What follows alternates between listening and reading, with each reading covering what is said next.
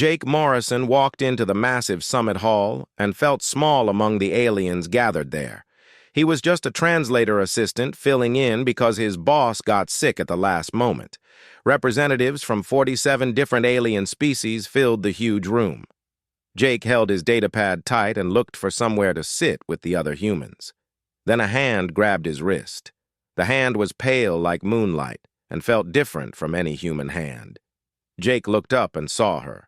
She had pointed ears that swept back from an angular face. Her hair was silver and fell past her shoulders. Her eyes were violet like a distant nebula. She wore armor that seemed alive somehow with its own inner glow. Behind her was a dragon, not something that looked like a dragon from old stories. This was a real dragon. Its scales shone like cut diamonds. Intelligence burned in its amber eyes. The creature was as big as a small spacecraft, yet it rested there calm as a sleeping cat. The woman spoke in a voice that was both soft and commanding. She told Jake to sit beside her. Jake tried to explain there was a mistake because that was the Valdari section. She tightened her grip on his wrist. She said her name was Princess Lyra of House Valdaris, and this was not a request. The dragon lifted its massive head and looked directly at Jake. He felt like a target being locked onto by weapon systems. Around them, thousands of aliens stopped talking. Everyone turned to watch this strange moment. The Valdari were legendary isolationists who had refused contact with the Galactic Council for 300 years.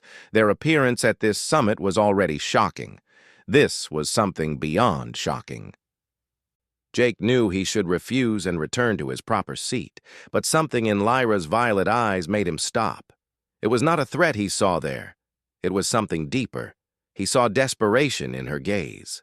Jake sat down next to the alien princess. The dragon made a sound like distant thunder and settled its huge head beside them. Its breath smelled strange like electrical storms and burning stars. Lyra whispered to Jake that he had just saved his species, though he did not understand why yet. The lights in the hall dimmed before Jake could ask what she meant. Holographic displays appeared across the chamber showing star maps and calculations. Ambassador Chen, who led the human delegation, stood at the podium. Her weathered face looked grave and serious. She told the assembled aliens that they faced an existential threat. 3 weeks ago, deep space monitoring systems detected strange anomalies in the Epsilon sector. What they found defied all known physics. The displays changed to show a region of space where reality itself seemed to be breaking apart. Stars flickered and died. Entire solar systems simply vanished into nothing. Lyra whispered beside Jake that the veil was tearing. The ancient enemy was returning. Jake whispered back, asking what ancient enemy she meant. Lyra said they were called the Devourers. They were the ones who came before. They were the reason her people had retreated from the galaxy centuries ago. They were the reason humanity must learn the old ways or die with everyone else. On the stage, Ambassador Chen continued her presentation. Different alien species offered their theories and analysis. Jake noticed something important. Not one of them mentioned these devourers that Lyra spoke of. Not one seemed to truly understand the danger they faced. Only the Valdari princess and her dragon seemed to know the truth. The dragon, whose name was Shadowfang, raised his head and growled. The sound made glasses shake and caused several alien species to reach for weapons they were not allowed to carry into the summit. Lyra said Shadowfang could sense the Devourers even from here. They were already much closer than these fools realized. Jake asked why she did not tell everyone the truth. Lyra said they would not listen because they were like children playing with forces beyond their understanding. But humans had something the Valdari had lost long ago. Humans had the courage to fight enemies that could not be killed. Humans had the stubbornness to stand and fight when all logic said to run away. Jake said that sounded insane. Lyra smiled for the first time, but it was a smile full of deep sadness. She said yes, it was precisely insane. And that was exactly why humans might survive this. That was why she chose Jake specifically. Jake asked what she chose him for, but before Lyra could answer, the situation changed dramatically. Shadowfang's growl grew louder and more urgent. Security alarms began wailing throughout the chamber. The holographic displays flickered and died. Emergency lighting bathed everything in red light. Through the massive viewports, Jake saw them arriving. Ships appeared in space outside, thousands of them. But these were not ships like anything the Council had in their records. These vessels were organic and pulsing. They seemed to exist in more dimensions than the eye could properly see. They moved with the inevitability of a spreading disease. Where they passed, the stars themselves grew dim and faded. Lyra stood up quickly. Shadowfang uncoiled his massive body beside her and spread wings that blocked out the emergency lights. She pulled Jake to his feet as chaos erupted around them. Alien species screamed in languages Jake's translator implant could not process. Important dignitaries trampled each other, trying to flee to the exits. Lyra held Jake steady despite the panic. She told him to come with her right now and bring his desperate human courage. She was going to teach him how to kill gods. In return, he was going to show her how humanity learned to hope when hope itself became impossible. Shadowfang roared with a sound that shattered viewport glass and made reality itself seem to shake. The dragon dove toward the floor, but the floor was no longer there. Instead, a portal of silver fire opened, showing a world of impossible towers and dragons circling crystal skies. Lyra pulled Jake toward the portal as the first Devourer ship broke through the station's protective shields. She told him to trust her. Jake looked back at the chaos behind him. He saw the Council's mighty species reduced to panic in mere seconds. He saw humanity's delegation scrambling for weapons and answers they did not have. Then Jake looked at Lyra. At this alien princess with sorrow in her violet eyes and steel in her spine. At the dragon that had bowed to her command. Something in that moment, Jake made his choice. He jumped through the silver portal with Lyra and Shadowfang. Behind them, the summit station began to tear apart as the Devourers arrived in force. Whatever came next, Jake knew his life would never be the same again. Jake's stomach twisted as reality bent around him. The portal's silver fire wrapped him in sensations his brain could not understand. Colors that should not exist. Sounds that came from before language was invented. Then the portal released him, and he stumbled onto solid ground. He stood on a platform floating in an impossible sky. Towers of crystal and living metal stretched both upward and downward at the same time. Dragons flew through the air by the hundreds. They ranged from creatures small as birds to giants that could swallow starships whole. They came in every color imaginable and several colors that should not exist. Everywhere among the dragons walked the Valdari people. This was their home realm. Lyra released Jake's wrist and moved to Shadowfang's side. She ran her hand along the dragon's neck with unconscious affection. She welcomed Jake to Ethermoor, the last stronghold of the old empire. This was the place where humanity's future would be forged or destroyed forever.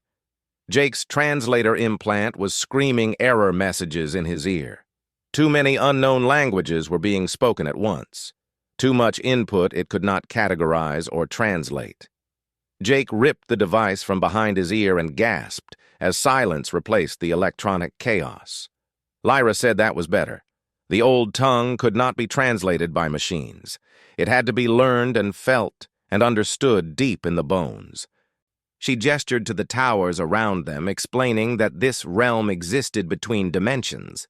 That was how they had survived the first Devourer War 10,000 years ago. Jake asked about the first war, meaning this had happened before. Lyra walked to the platform's edge and stared out at the incomprehensible landscape. She said the Devourers had emerged 3 times before from the spaces between realities. 3 times the galaxy had burned. The first war lasted centuries and turned 1,000,000 worlds to ash. The second war saw entire star clusters consumed and erased. Lyra fell silent for a moment. Shadowfang moved to her side and pressed his massive head against her shoulder in comfort.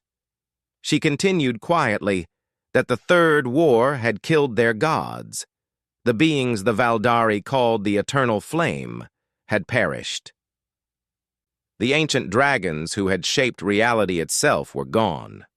Only their children remained. Jake's mind reeled from this information. He asked why humanity was never warned, why the Council never told them about this terrible history. Anger crept into Lyra's voice as she explained that the great species who survived had chosen to forget. The Krell and the Nexari and even the founders themselves decided it was easier to hide the truth in myths and legends. It was easier than remembering how they once cowered in holes while reality died around them. But the Valdari had remembered everything. They kept the vigil through the centuries. They trained and prepared and waited for the day the Devourers would return. Now that day had arrived, and the Valdari realized they were not enough. Not nearly enough to stop what was coming. A horn sounded across the realm. It was deep and resonant, carrying notes of both summons and warning. Dragons began landing on platforms throughout Aethermoor. Valdari emerged from doorways, moving with purpose toward some central location. Lyra explained the Council of Wings was convening. They would decide whether humanity deserved salvation or should be left to burn with the rest of the galaxy. Jake protested that this was insane because humans did not even know about the Devourers. Lyra turned on him with steel in her eyes. She said exactly that was the point. Humanity charged into the cosmos with weapons that could barely scratch a Devourer, with science that could not explain their existence, with absolutely no understanding of what lurked in the dark places between stars. And yet humans came anyway, building ships and exploring and daring to reach outward. Jake said so humans were brave idiots and that made them worth saving. Lyra said no.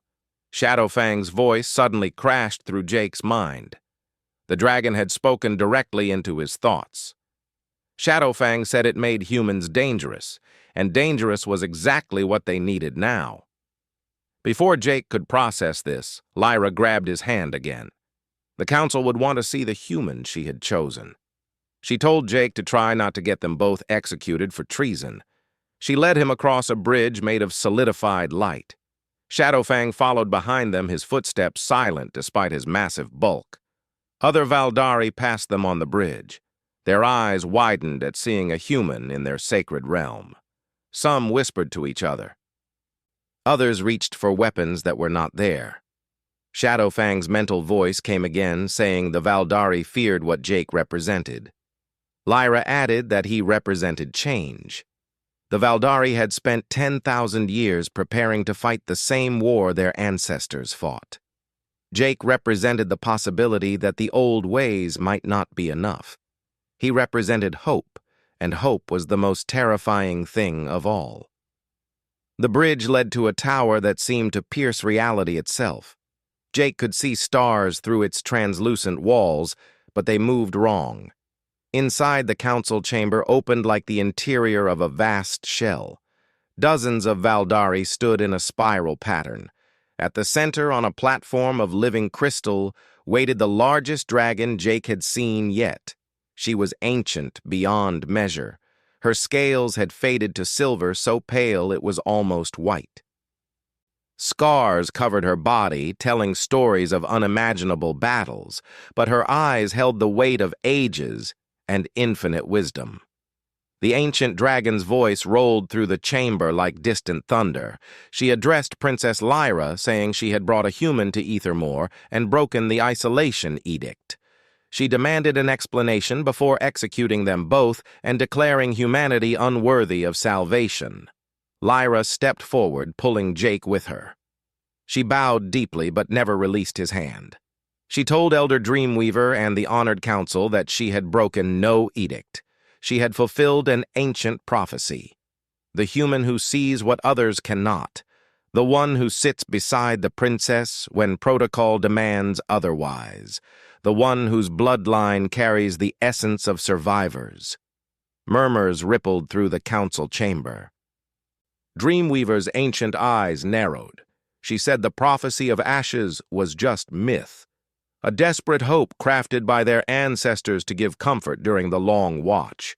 Lyra interrupted, which was apparently forbidden. She asked at what point they stop calling it myth and start calling it their only hope. The Devourers were here now. The veil was torn. Reality itself was dying around them.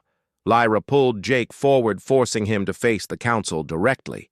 She explained she had spent 300 years of her life preparing for this moment, training and studying and waiting. Then she saw the human delegation's roster. One name caught her attention through impossible coincidence.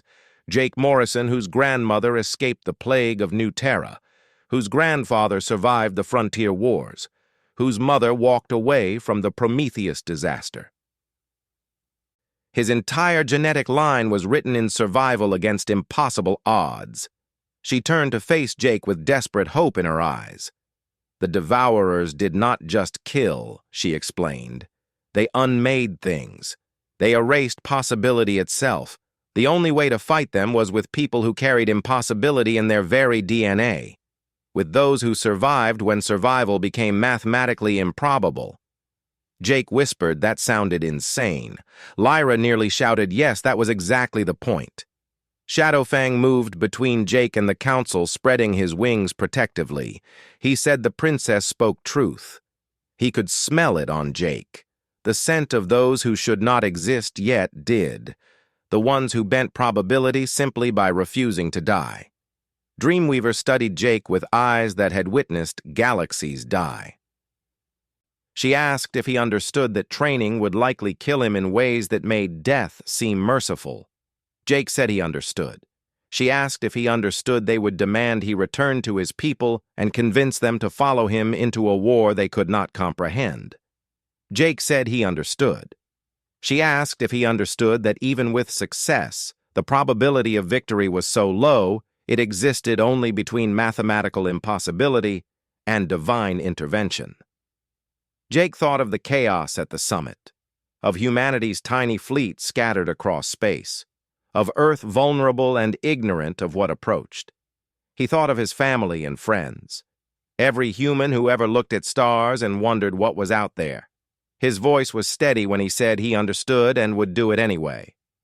Silence held the chamber. Then Dreamweaver laughed. It sounded like mountains splitting and ancient ice breaking. She said it was absolutely insane. She looked at the council and voted to teach the human, let them see if hope was stronger than entropy. One by one, the council members signaled agreement, some reluctant and others eager, but all of them desperate. Lyra's grip on Jake's hand became almost painful. She whispered, "Thank you." Then louder to the council, she said she would train Jake personally. Shadowfang and she would forge him into the weapon they needed. Dreamweaver said they had 6 weeks before the Devourers reached council space. 6 weeks to turn a human translator into someone capable of fighting the unkillable. Jake thought about everything humanity was. The species that crawled from one small planet to touch the stars in barely 2 centuries. The people who fought wars over everything and survived despite all reason. He admitted he probably could not learn 10,000 years of war in 6 weeks, but he would try anyway. Lyra smiled genuine and warm for the first time. She welcomed him to the war for existence itself. She told him to try not to die before they taught him how to make the unkillable bleed. Shadowfang roared his agreement, and the sound carried across Ethermoor like a promise and threat and prayer combined. The training would begin that very night. 5 weeks passed in Ethermoor, though time moved strangely in the dimensional refuge. Jake's body bore marks of training that would have killed him many times over without Valdari healing magic. Pain was his constant companion during those weeks of brutal preparation. He stood in the arena of breaking. It was a circular platform suspended over an abyss showing glimpses of other dimensions below. Shadowfang circled overhead while Lyra watched from the edge. Her face was unreadable as she called out for Jake to try again. Jake raised his weapon. It was a blade forged from compressed starlight and folded reality. The Valdari said it had no name because names were limitations. What they fought transcended all limitation. Every muscle in Jake's body screamed for rest. His bones ached deep inside, but he charged forward anyway, attacking the training construct that appeared before him. The shadow thing mimicked a devourer's lesser spawn. It moved wrong and existed wrong. Looking at it too long made Jake's eyes bleed. He had learned to fight by not looking directly. He sensed distortions in reality that marked where the creature would be rather than where it appeared to be. His blade sang through dimensional folds. The construct screeched and dissolved into nothing. Shadowfang's mental voice said it was better but not fast enough. Jake would still be dead in a real fight. Jake collapsed to one knee, panting hard. He said he was always dead in every simulation and trial, dead before landing the killing blow every single time. Lyra approached with silent footsteps. She said yes, he understood the problem then. Jake looked up at her with frustration boiling over.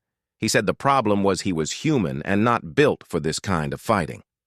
Valdari trained for thousands of years. They had magic in their blood. Their dragons could tear holes in reality itself. What did humanity have that could possibly stand against things that unmade existence? Lyra knelt before him. Jake saw exhaustion in her eyes matching his own. She said humans had something the Valdari lost, something they sacrificed in their desperation to survive the last war. Jake asked what that was. Lyra placed her hand over his heart and said mortality. She explained that Valdari lived for thousands of years. They planned in centuries and perfected their arts over eons. But humans burned fast and bright. Humans knew they would die, so they made every moment matter. They took risks Valdari could not afford. They innovated because they must not, because they had endless time to experiment. Jake said that sounded like a fancy way of saying humans were desperate idiots. Shadowfang landed beside them, shaking the platform. The dragons said no. It meant humans fought like the universe itself fought. Chaos against order, entropy against structure. The devourers were perfect and inevitable. They were the universe's heat death, given form and purpose. Only imperfection could break perfection. Only chaos could shatter inevitability. Before Jake could respond, a distant alarm began wailing across Ethermoor. Both Lyra and Shadowfang's heads snapped up. Their expressions hardened instantly. Jake asked what was happening. Lyra said quietly it was the Veil Watch. They had detected something terrible. They found the council gathered in the observatory. It was a tower piercing dimensional barriers to watch real space directly. Dreamweaver stood at the center. Her ancient form was tense with worry. She commanded someone to show Jake what they had found. A holographic display erupted, showing a sector of space Jake recognized. The frontier colonies where humanity had established its furthest outposts. 15 worlds holding 2 million human souls.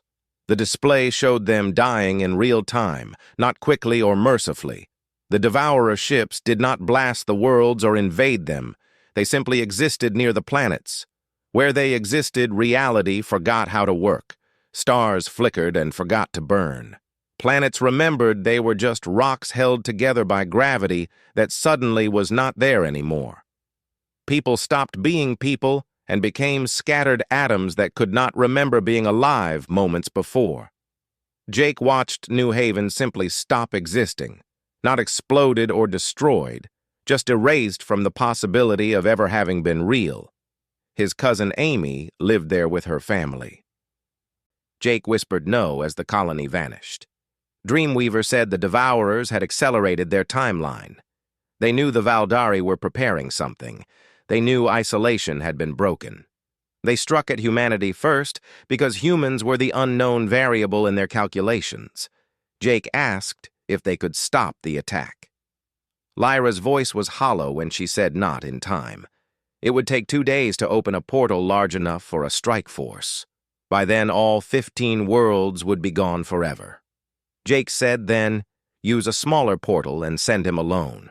Every Valdari in the observatory turned to stare at Jake in shock. Dreamweaver said simply that he would die because he was not ready yet. Jake's shout echoed through the chamber. He said he would never be ready.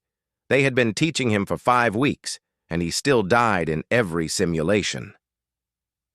But real people were dying out there right now. People he knew personally. His cousin Amy and her children.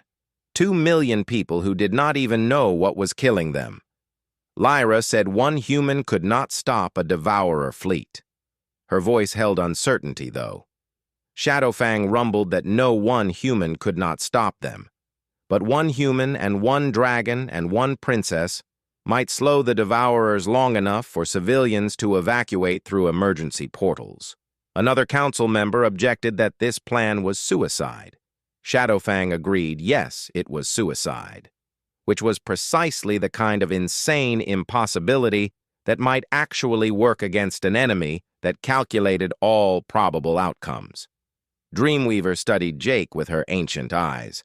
She asked if he understood what he proposed. He would face devourers directly. He would likely die in the first moments of combat.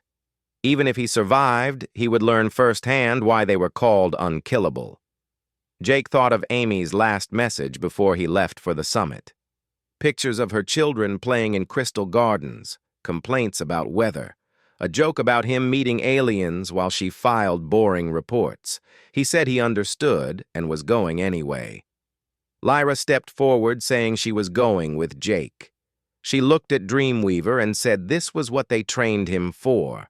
This was why she broke the isolation edict. Let them prove that hope was stronger than entropy. The ancient dragon was silent for a long moment. Then she said the council would prepare evacuation portals.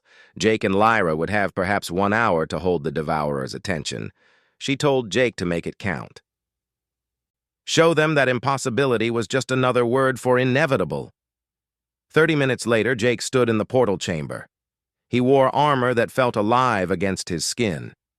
Lyra stood beside him. Her own armor glowed with inner light. Shadowfang waited in his full war form. He was twice his normal size now. His scales were sharp as razors. His eyes burned with ancient fury. Lyra asked if Jake was ready. He admitted absolutely not. She smiled fierce and bright. She said good because if he felt ready, she would know he did not understand what they were about to do. She squeezed his hand and told him to stay close. Follow Shadowfang's lead. Remember that devourers could kill him in 1,000 ways but could only kill him once. Make them pay dearly for it. Jake said that was terrible advice. Lyra said she knew, but it was all they had. The portal opened, showing the void where New Haven was forgetting how to exist. Through the opening, Jake saw the devourer ships, organic pulsing things that hurt to look at directly, things that should not exist yet did, things that made reality itself scream in protest. Lyra whispered for the eternal flame. Jake answered for humanity. Shadowfang added for the beautiful idiots who dared to hope when hope was impossible. Together, the 3 of them stepped through the portal. The war for existence itself truly began in that moment. The void greeted them with oppressive silence. New Haven floated ahead with its protective dome, flickering like a dying star. Sections simply ceased to exist as devourer ships drew closer. Lyra's voice came through the communication crystal in Jake's armor. Evacuation portals were opening, but needed 2 minutes to stabilize. They had to draw the devourers away from the colony. Shadowfang roared with a dimensional shockwave that rippled through space itself. The dragon dove toward the nearest devourer ship, trailing silver fire that burned in impossible colors. The massive ship noticed and turned. Something emerged from its surface. A spawn like the training constructs, but seeing it in reality was nothing like fighting shadows. It existed in too many dimensions. Jake's eyes tracked it in normal space, but his mind screamed that it was also above and below and within and beyond. It reached for Shadowfang with appendages that were claws and tentacles and abstract mathematical concepts made solid and deadly. The dragon met it with fangs and fury. Lyra grabbed Jake's arm, saying now while the devourers focused on Shadowfang. She pulled him toward New Haven, where evacuation portals bloomed across the colony surface. Silver doorways led to safety in Ethermore. People streamed through, but too slowly, always too slowly for the time they had. Jake said they needed to buy more time. Lyra agreed and drew her own blade. She told Jake to make themselves very annoying targets for the enemy. She dove toward another devourer ship. Jake followed because there was nothing else to do. His impossible blade sang in his grip as if eager for battle. The ship spawned more creatures. 5, then 10, then dozens. They came in waves that made geometry itself cry out. Jake met them head-on. The first spawn died to a strike, cutting through 4 dimensions simultaneously. His training took over. Do not think or look directly. Just feel where reality weakens and strike hard. The second spawn nearly killed Jake. Its appendage passed through his armor, touching his actual flesh. Pain exploded as existence tried to forget why he should be alive. Lyra's blade saved him by severing the connection. She shouted for him to focus. The devourers wanted him to think and question. Do not give them that power. Jake pushed the pain aside and charged forward. His blade found another spawn, then another. Each kill felt wrong, like cutting away parts of the universe. But each kill bought precious seconds. Seconds meant more people reaching the portals to safety. A voice crackled through the communication crystal. Evacuation was at 40%. They had to keep going and buy more time. Shadowfang screamed. Not a roar, but the sound of dragons dying and ancient promises breaking. Jake's head snapped around. He saw the dragon locked in combat with 3 massive spawns. They were tearing at Shadowfang and unmaking his scales, making his fire forget how to burn. Jake shouted for Lyra. She was already moving. Her blade carved a path through spawns between them and the dragon. She yelled for Jake to cover the evacuation while she helped Shadowfang. Jake shouted back that they should stick together. Lyra's voice cracked, saying there was no together anymore. There was only buying time. Only the math of how many lives per second of survival. She told him to go. She dove toward Shadowfang, leaving Jake alone among the devourer ships. More spawns emerged in overwhelming numbers. The training constructs never prepared him for this terrible tide of things wanting to unmake him. Jake's blade moved in patterns he did not consciously control, guided by instinct and desperation and 5 weeks of brutal training. He knew he was going to die here. The certainty was mathematical and inevitable. But not yet, he told himself. A spawn lunged, and Jake's blade caught it mid-strike. He realized he was laughing. Actually laughing because this was insane and impossible. A human translator with 5 weeks training, holding back cosmic horrors that killed gods. The voice announced evacuation at 60%. Not yet, Jake thought as he fought. He could see Lyra and Shadowfang fighting back-to-back against impossible odds. The dragon's scales were torn. Lyra's armor was cracked. But they held their ground, buying precious time with blood and determination. 70%, the voice said. Jake's blade was getting slower. His arms burned with exhaustion. His armor was failing, and he could feel reality trying to decide if he should continue existing. 80%. A spawn caught Jake from behind. Agony ripped through his spine as dimensional claws tried to unmake him atom by atom. Jake screamed and spun. His blade cut through the thing in a move that should have been impossible, but worked anyway. 90% evacuation complete. Jake could see the portals closing one by one as the last civilians fled through to safety. Amy and her children, 2 million people who would never know they were saved. Would never know a translator and princess and dragon bought their survival with blood and impossibility. The voice announced evacuation complete. They were ordered to get out immediately. But Devourer ships were closing in, dozens of them with attention fully focused on the three who dared challenge them. Jake saw Lyra trying to fight her way to him, saw Shadowfang being dragged down by spawns covering him like a plague. This was the end, Jake knew. The end of buying time. He raised his blade one last time, preparing to sell his death as dearly as possible. Then reality split open. Not a portal, but something else. Something vast and ancient and furious beyond measure. Through the tier came dragons by the hundreds. The Valdari war fleet with ships folded into reality like knives cutting paper. At their head, larger than mountains and older than stars, came Dreamweaver herself. The ancient dragon's roar made Devourer ships recoil. Made the spawns hesitate, made reality remember that life too had its own form of inevitability. Dreamweaver's voice thundered through Jake's mind, ordering retreat. They had bought their time. Now let the Valdari teach these things why they survived 3 previous wars. Lyra grabbed Jake as she flew past. Shadowfang limped alongside them. Together they fled toward the Valdari fleet as war erupted in the space behind them.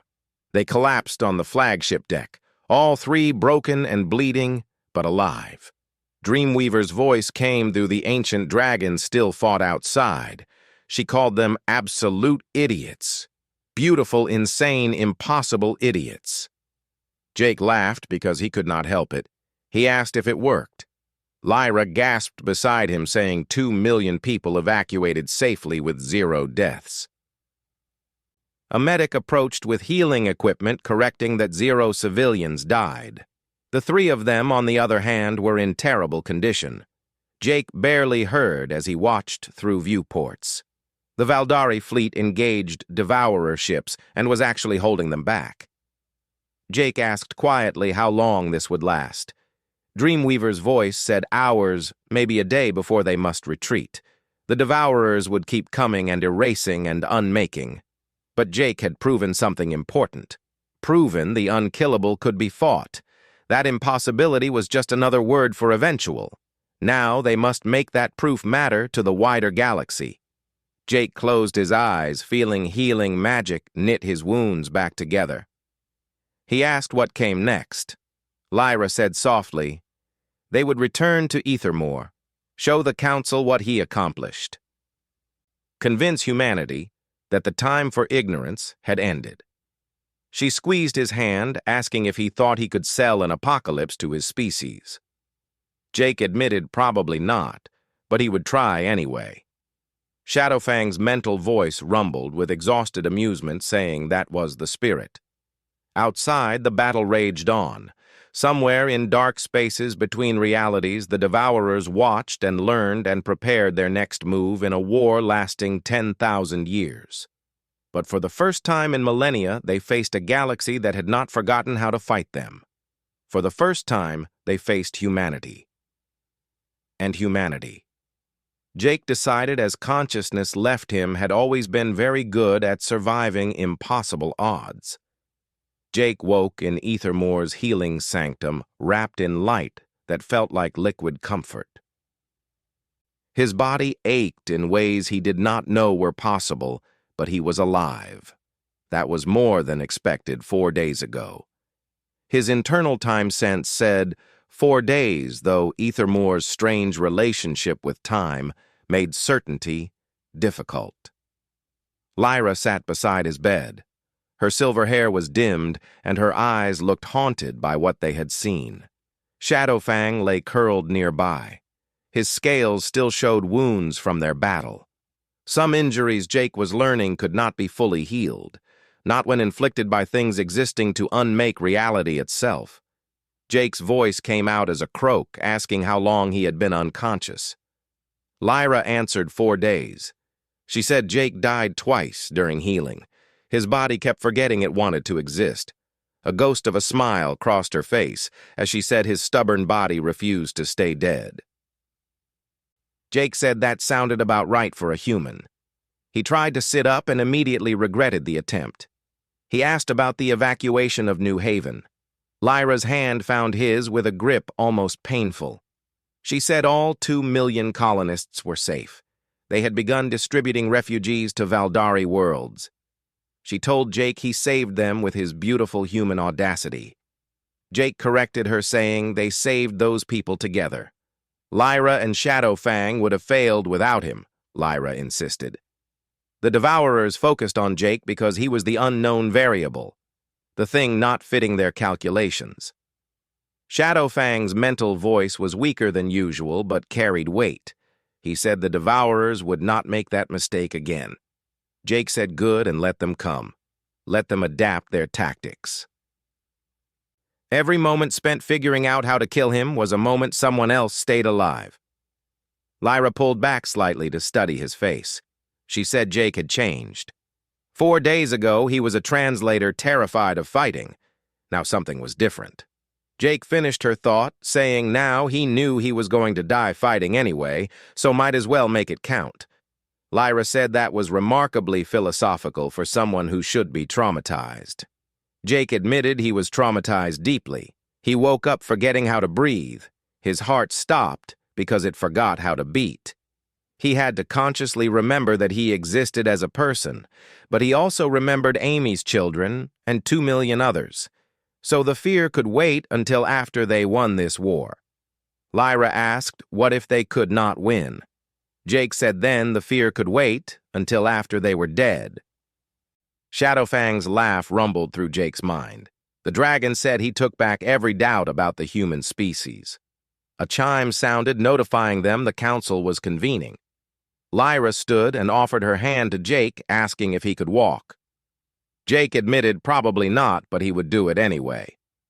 This made both Lyra and Shadowfang smile at his stubbornness. The Council of Wings assembled in the Grand Archive. It was a chamber holding collected knowledge of 10,000 years of war against Devourers. Holographic records filled the air, showing battles fought and strategies attempted and civilizations lost. Jake saw the same pattern repeating through history. The Devourers emerged and reality buckled. Survivors fled to hide until the unkillable moved on. Except they did not move on anymore. This time they were staying to finish what they started. Dreamweaver waited at the chamber center. Her ancient form showed fresh scars from battle at New Haven. Around her stood representatives from every surviving Valdari house looking grim. With them, newly arrived through emergency portals, were ambassadors from the Galactic Council. Jake recognized Ambassador Chen looking older than at the summit. Beside her stood representatives from Krell and Nexari. Even crystalline founders who rarely attended council meetings were present, all watching Jake with expressions ranging from suspicion to desperate hope. Dreamweaver rumbled that the human had arrived, along with the princess who broke their most sacred edict, and the dragon who followed her into madness. Lyra began to bow and apologize, but Dreamweaver interrupted. She said they acted as the prophecy of ashes foretold. The princess who saw what others could not, the dragon choosing the impossible path, the human surviving when survival became mathematically improbable. Now they must decide whether to reveal truth to the galaxy or continue the comfortable lie. Ambassador Chen stepped forward with respect in her voice. She said humanity deserved to know what they faced. 15 colonies lost, thousands dead, and humans still did not understand what killed them. A Krell ambassador corrected, saying millions were dead across all species. 30 Krell worlds gone silent. Nexari lost entire star clusters. The founders trailed off, unable to finish. A founder stepped forward. Their crystalline body chimed with distress. The founders lost their oldest archive worlds. Records dating back to the galaxy's formation simply erased as if they never existed. Jake said quietly, that was what Devourers did. They did not just kill, but unmade things. Made reality forget things ever existed. Every eye turned to Jake. A Valdari lord challenged how a human would know that.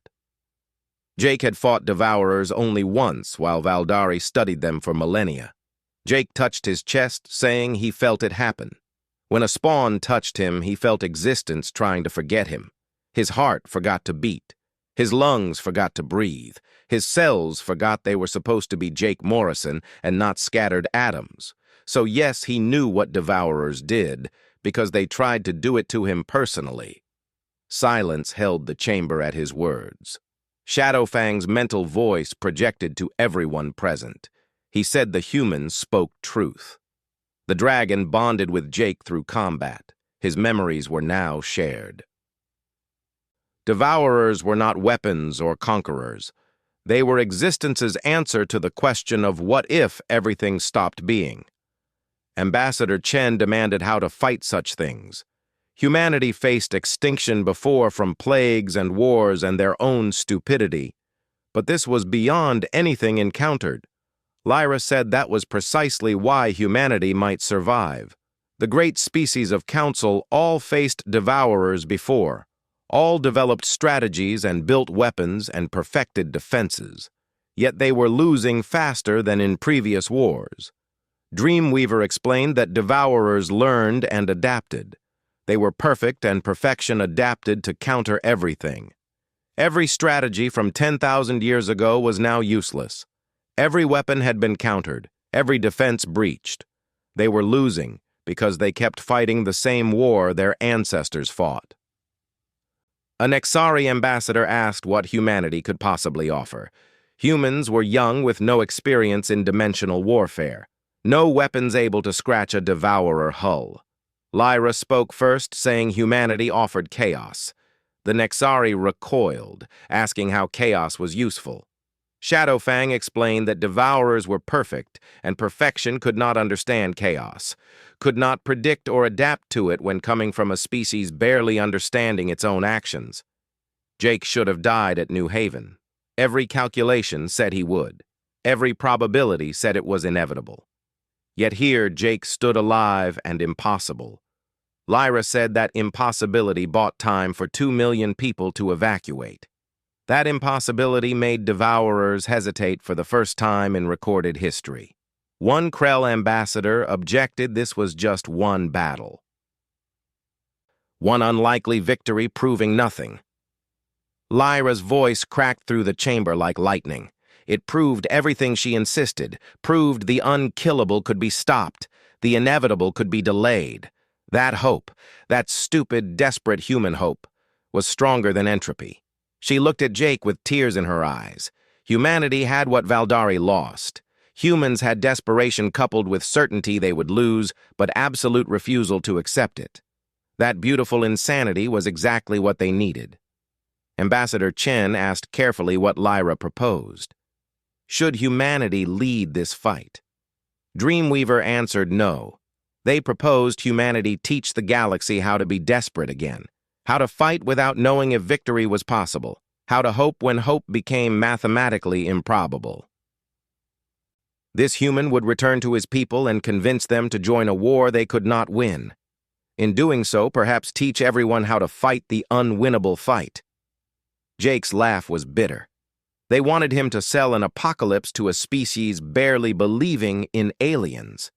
To convince humanity to fight things unmaking reality when most humans did not understand quantum physics. He said that was impossible. All three, Dreamweaver and Lyra and Shadowfang, answered simultaneously saying good he was learning. Ambassador Chen approached Jake with a serious expression. If he returned and testified before Earth governments and council, would he tell the truth? Jake asked which truth, that everyone was going to die, that the universe tried to forget they existed, that their only hope was being so chaotically stupid devourers could not predict them. Yes, he would tell all of that. Chen said they would not believe him. Jake said he knew. She said they would think him traumatized or brainwashed or insane. Jake said he knew that too. She asked then, why do it? Jake interrupted saying because someone had to be first.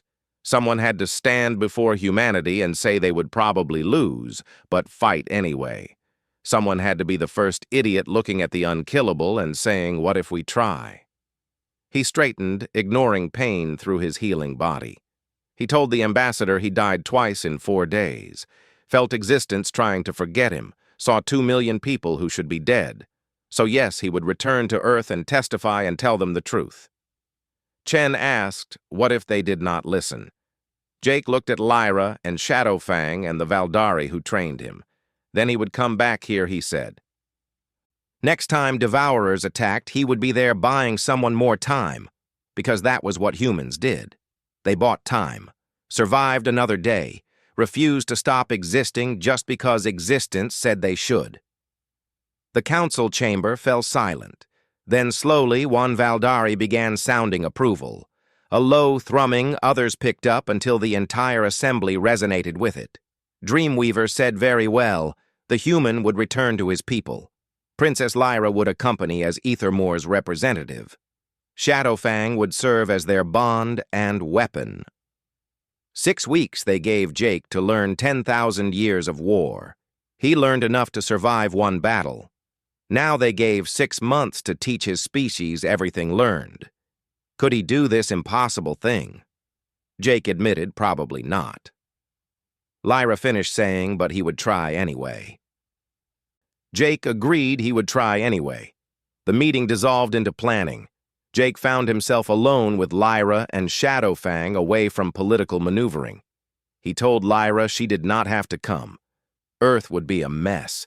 Humanity would be terrified and angry and probably hostile to aliens bringing news of apocalypse. Lyra said she knew, and that was why she was coming. Jake needed someone understanding the Devourers. Someone answering questions he could not. Shadowfang added someone to keep Jake alive. Humans were unpredictable, but also very good at killing messengers bringing bad news. Jake muttered that was comforting. Lyra's hand found his. She said what he told the council about buying time and refusing to stop existing was not just bravery. Jake offered the word insanity. Lyra corrected, saying it was hope. Real hope. Not the comfortable kind, assuming everything would be fine. The desperate kind, knowing it probably would not be, but fighting anyway. She squeezed his hand, saying that was what Valdari lost. What millennia of preparation stole from them. They became so focused on survival they forgot how to truly live. She asked if Jake thought humanity still knew how. Jake said he knew he did personally. He died twice in 4 days. Saw reality try to forget him. Fought the unkillable and walked away alive. Instead of breaking or giving up, he was ready to go back and face a different impossible challenge. Lyra's violet eyes shimmered, saying that was not insanity but humanity itself. Exactly what they needed now. Shadowfang's purr rumbled agreement. He lived 3,000 years and fought in battles making nightmares look pleasant. But never met anyone quite as magnificently stupid as humans. He meant it as the highest compliment possible. Jake laughed genuinely for the first time since battle. So they were the galaxy's last hope, because too dumb to know when beaten. Lyra confirmed essentially yes, with a smile. Jake looked toward Earth, though he could not see it from Ethermore. His species would panic and call him crazy. Demand proof he could not provide. Ask questions without answers. Lyra agreed yes to all of that. Jake continued that when they finally believed him, they would realize they fought something killing gods and erasing civilizations. Lyra agreed again. Then they would ask what to do about it, Jake said. Correct, Lyra confirmed. Jake took a deep breath, saying he would tell them the truth. He had no idea what to do, but they would fight anyway. Shadowfang rumbled approval, saying Perfect Jake was learning well. The portal to Earth would open in 6 hours. 6 hours to prepare for the hardest fight of Jake's life. Not against Devourers, but against his own species. Very reasonable terror and denial. 6 hours to figure out how to sell hope to the hopeless. 6 hours to become the messenger who might save or doom humanity. Lyra asked if he was ready as time came. Jake looked at her. This alien princess who grabbed his wrist and changed his entire life. At Shadowfang, the dragon teaching him impossibility was just another word for eventual. At the Valdari warriors who fought for millennia, now placing hope in a species barely 2 centuries old. Jake said absolutely not with conviction. Lyra smiled, saying that was a good answer. Together they stepped through the portal toward Earth. Toward uncertainty. Toward the task of convincing humanity the end of existence arrived, and maybe, just maybe, dying species had a habit of surviving anyway. The war for reality continued. But now, for the first time in 10,000 years, hope was fighting back with everything it had. Earth's diplomatic chamber was never designed to hold so many people, but they packed in representatives from every major government and military force and scientific organization. Jake stood at the center podium, feeling the weight of 7 billion souls watching through broadcast feeds worldwide. Lyra stood beside him, looking regal and alien in her Valdari armor. Shadowfang remained in orbit because his presence would cause too much panic on Earth. But Jake felt the dragon's consciousness touching his mind, offering silent support and strength. A skeptical scientist finished explaining why Jake's testimony was clearly the result of trauma-induced hallucination. Lyra murmured beside Jake that they did not believe him. Jake said he knew, but told her to watch what happened next. 3 months passed since his return to Earth. 3 months of endless testimony and questions, of humanity doing what it did best, which was arguing about the impossible, while the impossible crept closer every day. Devourer ships consumed another 40 worlds during that time. Council species fled deeper into their territories. Earth governments spent most of that time debating whether Jake was a liar or madman or traitor to his species. But something changed in the last week. The James Webb Space Telescope captured images of devourers approaching the outer rim. Ships moving wrong and making reality scream in protest. Evidence even the most skeptical scientist could not dismiss as hallucination or lies. General Patricia Ward took the podium next. She was Earth's most decorated military commander, a woman who saw action in every major conflict of the last 30 years. She addressed Jake, saying, assume for argument, everything he told them was true, that devourers were real and unmade reality itself, that they faced an enemy killing civilizations far more advanced than humanity. She paused before asking her question simply. Why should humanity fight at all against such overwhelming odds? The chamber fell completely silent. It was the question everyone feared to ask out loud. Jake prepared for this moment during 3 months of testimony. He answered because what else were humans going to do? A Chinese delegate suggested they could evacuate using Valdari portals to flee to dimensional refuge. Jake challenged, asking then what? Hide in Ethermore while devourers consumed the entire galaxy. Wait until they figured out how to breach dimensional barriers, which they eventually would. Hope they got bored and left? He shook his head, saying Valdari tried hiding for 10,000 years, and it did not work. Devourers always came back. A European ambassador offered they could negotiate, establish communication, and find out what devourers wanted. Lyra interrupted with her voice cutting through the chamber like a blade. She said devourers wanted existence to stop. That was not metaphor or exaggeration. They were the universe's inevitable heat death, given form and consciousness. They did not negotiate because there was nothing to negotiate about. They simply were what they were. Someone shouted from the back that meant they were doomed. If devourers were that powerful and could not be killed or reasoned with, then what was the point of anything? Jake said quietly, the point was, they could be delayed. They could be frustrated. They could be made to hesitate, even briefly. He pulled up holographic data from the New Haven battle. 2 million people evacuated safely because they bought time, he explained. Not victory or defeat, just time. Sometimes time was enough to matter. General Ward studied the data with practiced military eyes.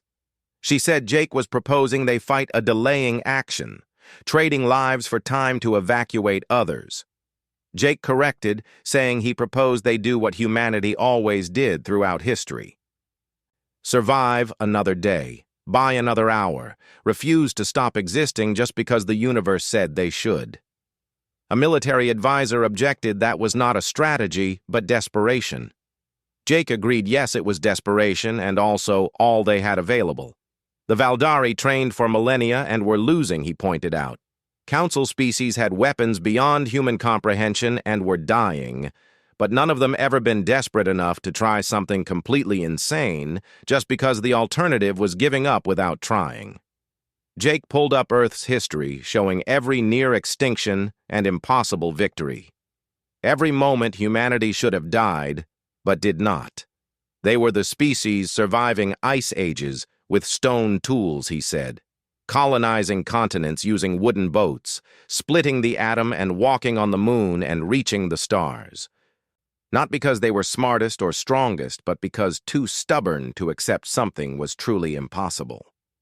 General Ward said it was a pretty speech, but speeches did not stop extinction from happening.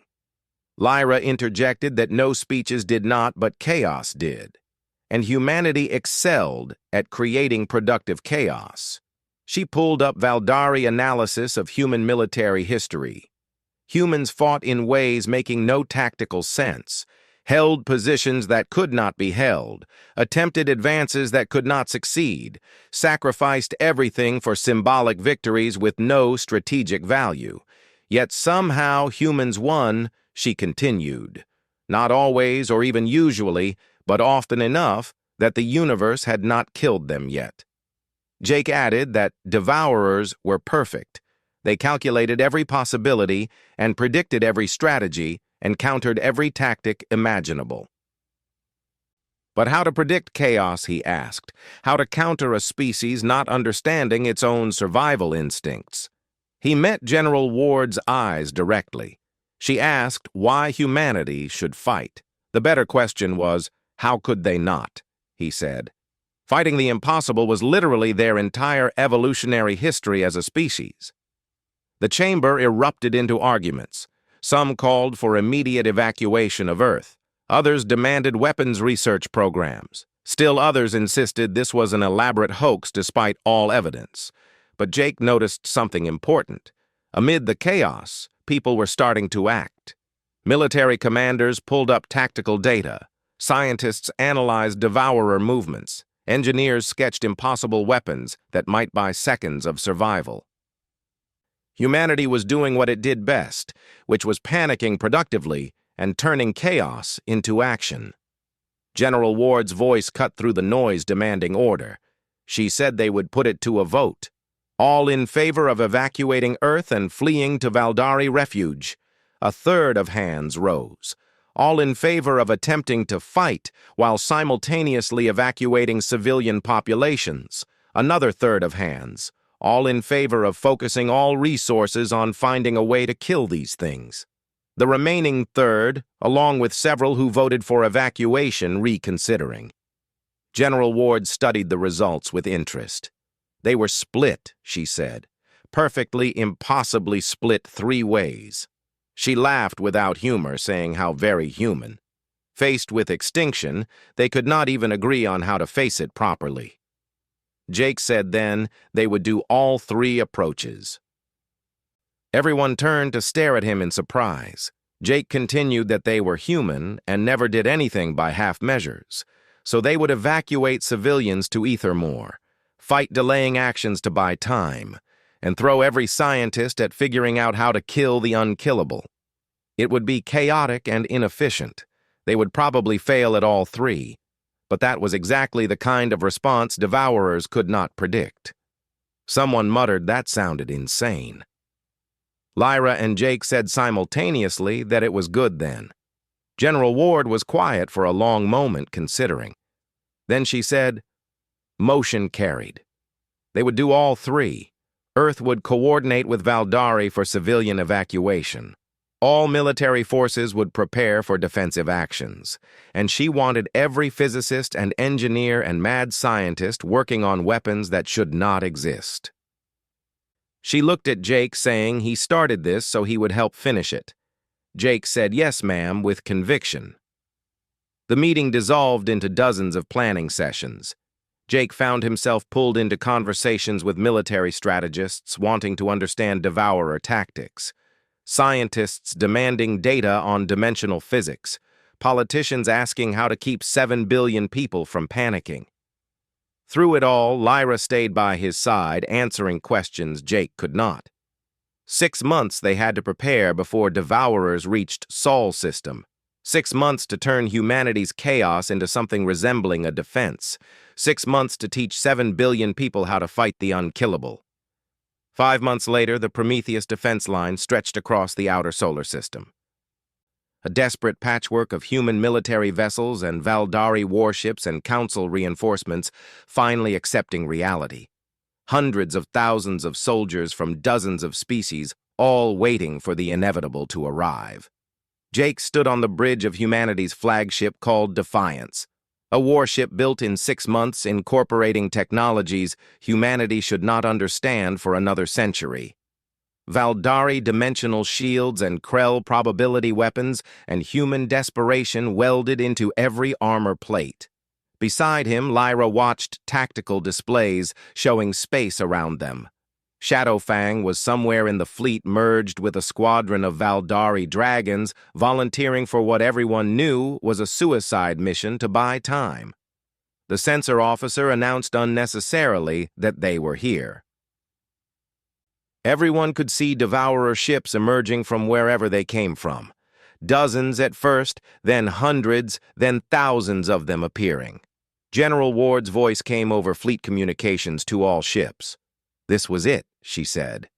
Where they proved extinction was negotiable, where they showed the universe that life, stupid, desperate, chaotic life, was stronger than entropy. She paused before continuing. Buy time and make them pay for every inch of space. If they were going to die today, then make sure the devourers remembered killing them. The fleet opened fire with everything available, human railguns firing rounds at relativistic speeds. Valdari reality cutters slicing through dimensions, Krell probability bombs making unlikely events become probable. Every weapon and desperate innovation and impossible idea 6 months of chaos produced. The devourers came forward relentlessly. They lost ships, though. Actually lost ships to the coordinated fire. The fleet cheered as the first devourer vessel simply stopped existing, overwhelmed by concentrated firepower. Then the second and third vessels fell. Someone breathed that it was working. Jake said quietly, "No, they were learning." And he was right. Devourers adapted quickly. Their shields began deflecting rounds that should have penetrated. Their hulls started remembering how to exist despite reality cutters. They stopped being vulnerable to probability manipulation. The fleet was dying now, with ships vanishing as devourer spawns boarded them. Crews forgetting how to exist as the enemy's presence eroded local reality. But they were buying time. Every minute and every second, civilian transports fled through portals to Ethermore. Millions, then billions, humanity's entire infrastructure being packed up and evacuated to dimensional refuge. The tactical officer urged they needed to fall back now. Jake said no, not yet, because civilian evacuation was not complete. The officer protested they were dying out here. Jake's voice was hollow when he said he knew, and that was the point. That was what they were there for in the first place. More ships died around them. The Defiance shuddered as a devourer vessel's attention fixed directly on them. Reality began to scream in protest. Then Shadowfang's roar echoed across the battlefield. The dragon appeared massive and terrible and beautiful, leading a wing of his kin directly at devourer ships. They dove into the enemy formation, buying seconds with their lives, holding the line because that was what needed to be done. The announcement came that all civilian transports were away. Evacuation complete. General Ward ordered the fleet to retreat to fallback positions. They bought what time they could. The survivors fled back. Half the fleet was gone. Thousands of soldiers dead or unmade. But humanity lived. Not all of it, or even most of it, but enough to continue. The Defiance limped back to the fallback line at Mars orbit. Jake watched Devourers pursue with relentless inevitability. The tactical officer said what everyone was thinking. They could not win this fight. Jake replied they were not trying to win. They were trying to survive long enough to become the biggest annoyance Devourers ever faced. The officer started to object, but Lyra interrupted with a fierce smile. She said it was not a plan, but something better. It was hope made manifest.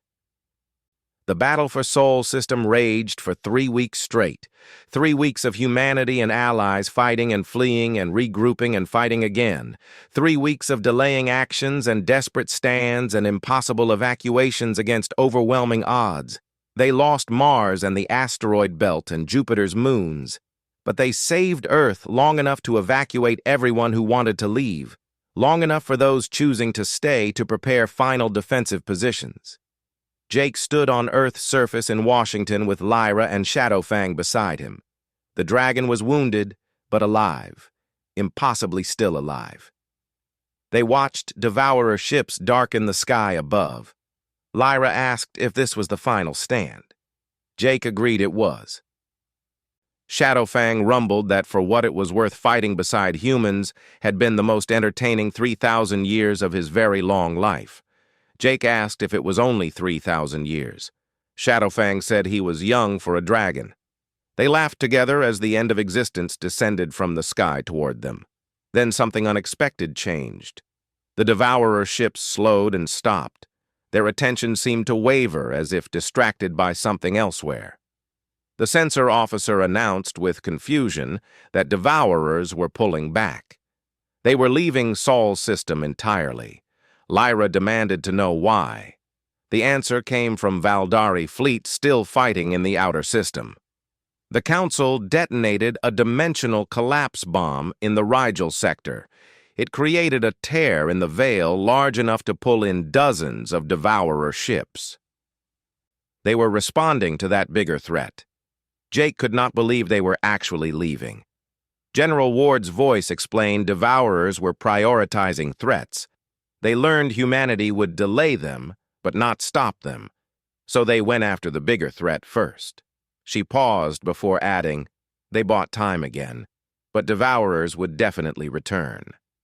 Jake looked at the sky as Devourer ships withdrew. Around him, the last defenders of Earth lowered their weapons too exhausted to cheer properly.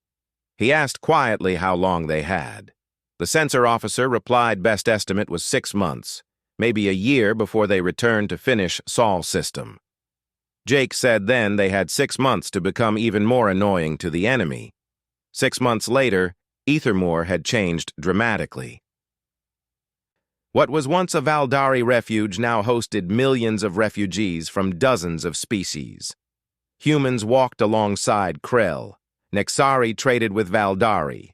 Crystalline founders taught Earth scientists dimensional physics that should not exist yet.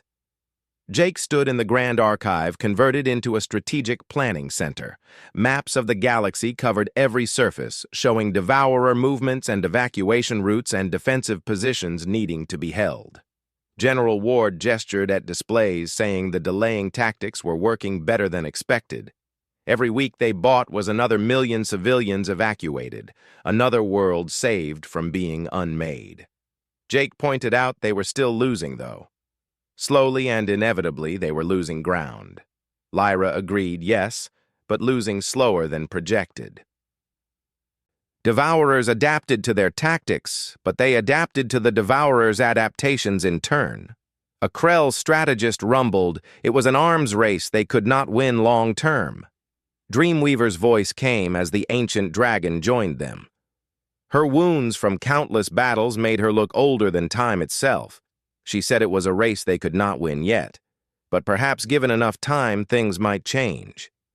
Jake asked if she actually thought they could kill Devourers permanently.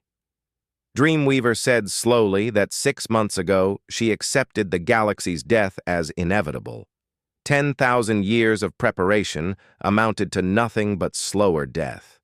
Then a translator with 5 weeks of training delayed Devourers at New Haven, she continued. Then humanity fought a 3-week delaying action in Sol system that should have lasted 3 hours maximum. Then the Council, inspired by human desperation, detonated dimensional collapse bombs deemed too dangerous to use before. She moved closer to the strategic maps. They were not winning, she told Jake. But for the first time in 10,000 years, they were not losing on the Devourer's timeline anymore. They were writing their own story of survival. That was something genuinely new in this ancient war. Shadowfang appeared in the doorway. His presence filled the chamber. He said the human had a question he was afraid to ask out loud. Jake glared at the dragon, saying privacy was a thing. Shadowfang replied cheerfully that privacy was for species not fighting extinction. He told Jake to ask his question. Jake took a deep breath. Could they actually win this, he asked. Not delay or evacuate or buy time. Could they actually stop Devourers permanently and survive? The chamber fell completely silent. Every strategic mind considered the question they all been avoiding. Finally, Lyra spoke. She said she did not know the answer. 6 months ago, she would have said absolutely not. Devourers were perfect and inevitable, the physical manifestation of entropy itself. She looked at Jake and continued that 6 months ago, she also would have said a human translator could not survive first combat, that humanity could not field a functional fleet in 6 months. That hope was a mathematical impossibility. She stepped closer to him. Every prediction she made about humans was wrong. Every calculation failed to account for human chaos. So could they win, she asked. Probably not, she admitted. But humans would try anyway. And maybe that was enough. Maybe impossibility was just another word for not yet achieved. Jake looked around at the fleet representatives and scientists and refugees from dozens of worlds, all of them brought together by humanity's stubborn refusal to accept extinction quietly. He thought about Amy's kids playing somewhere safe in this dimensional refuge, about 2 million people from New Haven who should be dead but lived, about every impossible victory humanity ever achieved throughout its history. Maybe Lyra was right, he thought. Maybe probably not was good enough to keep fighting. Maybe hope was not about knowing you would win, but refusing to stop trying, regardless. He looked at Lyra and Shadowfang and Dreamweaver, at all the impossible allies humanity made in 6 months. They would keep fighting, he decided. Keep buying time. Keep being so chaotically unpredictable that perfect calculating devourers could not account for human desperation. They would lose battles and worlds and countless lives, but they would survive another day, and another, because that was what humanity did best. They survived when survival became improbable. They hoped when hope became irrational. They fought when fighting seemed pointless, not because victory was certain, but because the alternative was unacceptable. The war for existence continued across the galaxy. But for the first time in 10,000 years, life was fighting back with everything it had. And leading that fight were the beautiful, magnificent idiots called humanity, who never learned when they were supposed to give up. Jake smiled at that thought. Let the Devourers come, he decided. Let them try to unmake humanity and its impossible allies. They would find out what happened when perfect inevitability met chaotic desperation. They would learn why you should never underestimate a species too stupid to know when they were beaten. The war was far from over. It might never truly be over. But today, they were still here, still fighting, still hoping against hope itself. And sometimes that was enough to change everything.